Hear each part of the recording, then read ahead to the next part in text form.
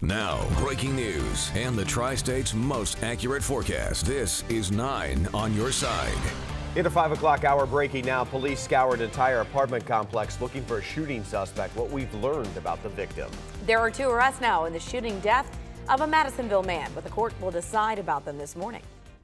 And police targeted what happened when officers tried to break up an out-of-control party near a college campus.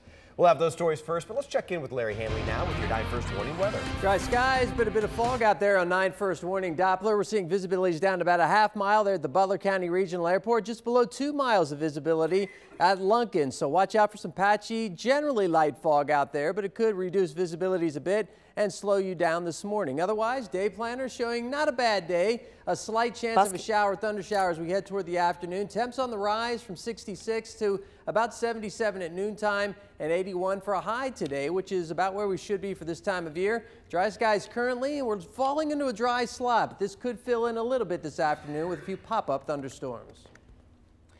We're following 2 breaking stories. First, police are looking for a gunman after a shooting in Westwood. The victim was shot in the chest on Westwood Northern Boulevard around 3:30, and police spent the next hour looking for the suspect at an apartment complex, but found nothing. The victim is expected to be okay.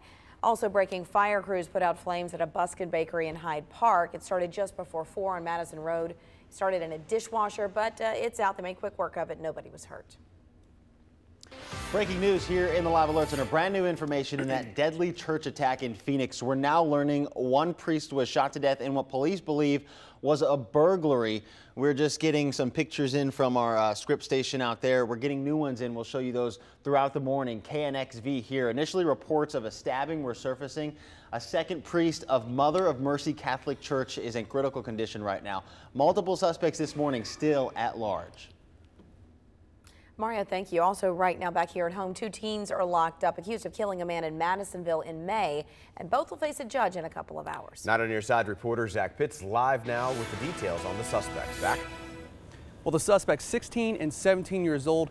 Both of them locked up this morning, charged with murder and aggravated robbery. Police found 24-year-old Joshua Gassett shot to death in a car in the 6500 block of Desmond Street back on May 31st. And police say gunshots were fired around 2:40 that day. And shortly after those gunshots were fired, 2 suspects were seen running into a wooded area. Now, police believe those 2 suspects are the 2 that are locked up this morning. Again, both of them are teenagers, so it is possible that they could be charged as adults. In that case, they would be bound over here to the courthouse that you see behind me. And if that happens, we'll certainly let you know and keep you posted both on air and online at WCPO.com. Reporting live, Zach Pitts, 9 on your side. New this morning, police arrest 5 people from a Clifton house after a party there got out of control. Officers were called to the corner of Warner and Ohio Streets 3 times overnight for loud noise. The 3rd time, well, that's when it turned. People started throwing bottles at police. 2 of those arrested had standing warrants against them as well. Investigators in South Fairmount are still trying to figure out what caused a mom with a 7-year-old in the back seat of the car lose control of her vehicle, hop a curb and crash to 2 kids on bikes. The 2 boys are 9 and 11 years of age. They're in serious but stable condition at Children's Hospital. The 9-year-old has a fractured skull after police say they were hit from behind by a woman in the Maxima. The grandmother talked with 9 on your side shortly after the crash. Oh, it was a bloody mess. He was cut up pretty good and he was bleeding a lot. Police released the name of the driver. They're not identifying her because she has not been charged with the crime. Investigators say that the boys were not wearing helmets. Meanwhile, in Avondale, teenagers in critical condition this morning after he was hit by a car. Police say 18-year-old Keontae Cephas was not in a crosswalk. He stepped onto Reading Road near Prospect Place. The car that hit him was driven by a 16-year-old boy, but police say he was not speeding, nor was he impaired. Some people stood near the injured man, but it was former 9 on your side photographer Chick Poppy who rushed in to help. I have a grandson by the same name, so it kind of hit home, and I held on to him and rubbed his back, tried to keep him awake because I thought I was going to lose him. Cephas was on his way to work for a food service company at the Cincinnati Zoo when that accident happened.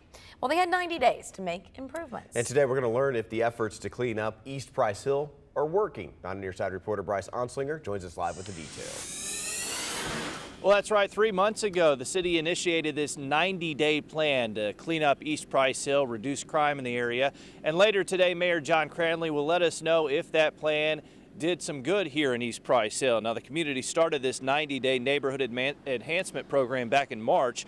Residents teamed up with local businesses, schools, and city leaders to remove blight, lower the crime rate, and improve the quality of the neighborhood. Now, the mayor is scheduled to update us on the progress of this initiative this morning at 10 o'clock. We'll have that covered for you and bring you the latest information after that press conference. Bryce Onslinger, Not on Your Side, live here from East Price Hill. Bryce, thank you. This morning, Mount Washington residents are once again reaching out to the city over a billboard they say was put up illegally. The billboard sits along Beachmont Avenue near Corbley. It was built in 2011, and since the city and the neighborhood have been in negotiations to get the billboard moved because residents say it violated zoning codes in the area, and as of now, they've received no response from the city. They feel because of that, the billboard should actually be torn down without negotiation. Coming up, House Majority Leader announces his resignation after his primary loss. Who he's supporting now to take his position. And new video unlocking clues into a deadly Las Vegas shooting spree. What this surveillance camera is revealing about the individuals that were suspected for killing a gunman. Larry? Good news is it's dry out there this morning, so the roads are dry. However, we are seeing some patchy fog out there. And by the way, we could see a pop-up storm as we head through the afternoon. So we're not completely done with the rain yet. That chance of a rain shower about 30% this afternoon into the evening. Otherwise, temperatures climbing to near 81 through the afternoon.